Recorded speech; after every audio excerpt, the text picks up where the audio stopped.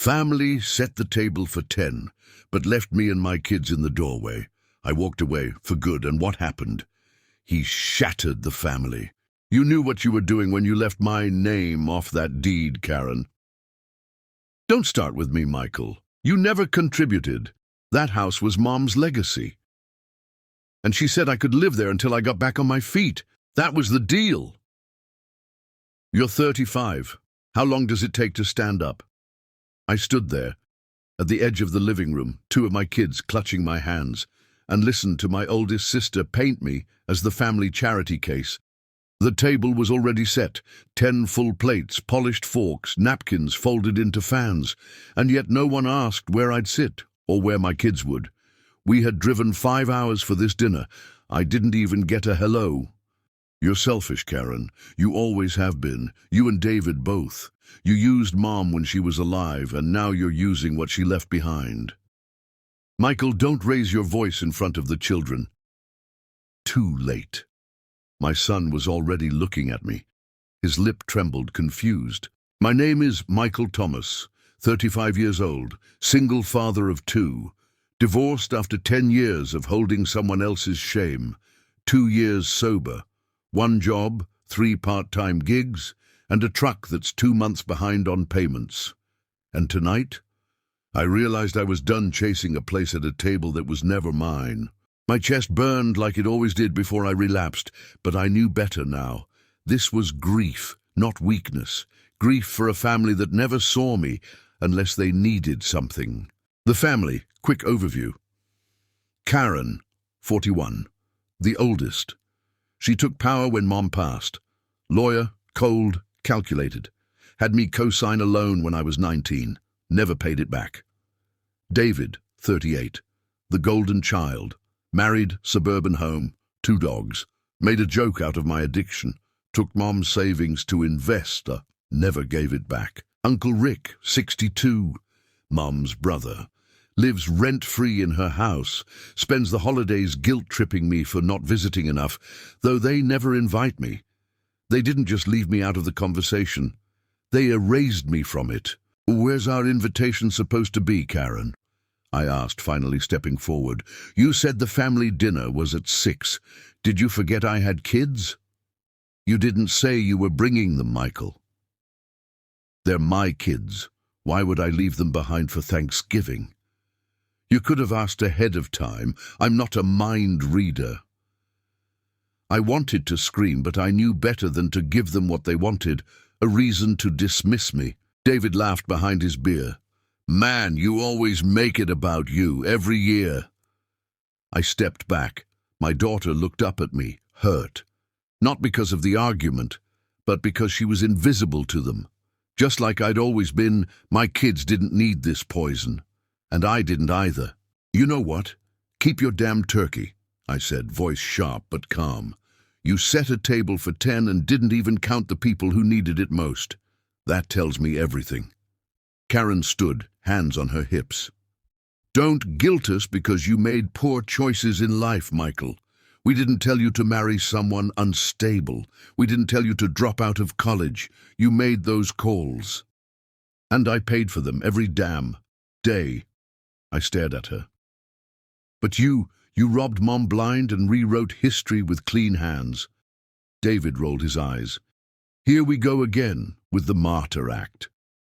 My fists clenched. I was shaking, not from rage, but from restraint. They wanted to bait me. They wanted to call me unstable again.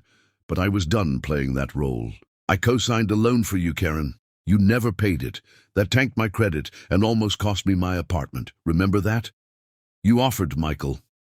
At 19, I shouted. And David, you borrowed $5,000 from Mom when she was dying. She couldn't afford her meds because of you. Don't look away now. David stood. Watch your mouth. Or what? I snapped. You'll hit me in front of my kids, like Dad hit you. The room fell silent. Even Karen flinched. It wasn't just about the dinner. It wasn't even about the loan. It was about that night, 10 years ago, when Mom called me crying. She had no heat. She said Uncle Rick borrowed the rent money. She didn't want to tell Karen because Karen already had so much stress, so I wired her my last $800.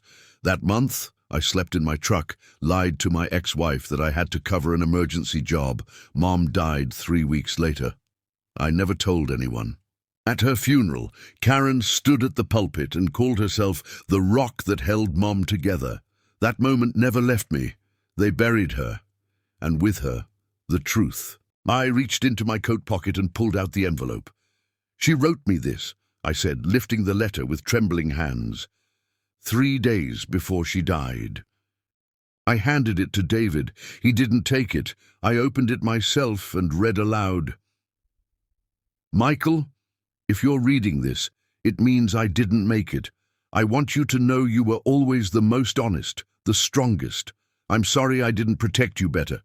You gave more than anyone, and I hope one day they see it too. Don't carry this alone." Karen's lip quivered. Uncle Rick dropped his drink. "There's more," I continued. "She left a voice message. She called all of us that night. Only I answered." I pulled out my phone, hit play. Her voice cracked from illness. Her final words, "Michael, I know you're tired, but you've always been the only one who shows up." My son leaned into me. Karen turned away and whispered, "I didn't know." "You didn't want to know." David tried to speak. "Look, man, don't." I raised my hand. "You all made your choices. I'm done cleaning up your messes." Uncle Rick muttered, "We thought you could handle it. You always did." "That's the problem," I said calmly. "You never thought I needed anyone." Karen finally broke. "She left me the house because I took care of her legal stuff. She left it to you because she knew I wouldn't fight you for it, because fighting would break me. And guess what? It did. Michael." I stepped toward the door, kids by my side. I turned once more. "You set the table for 10. But I was never on the guest list, was I?" Outside, the cold hit hard, but my heart beat lighter. My daughter squeezed my hand.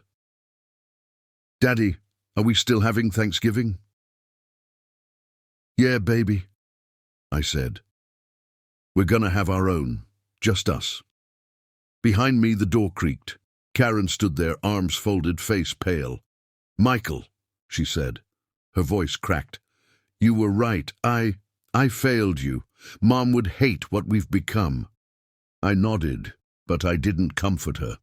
"I'm not looking for an apology, Karen, just accountability."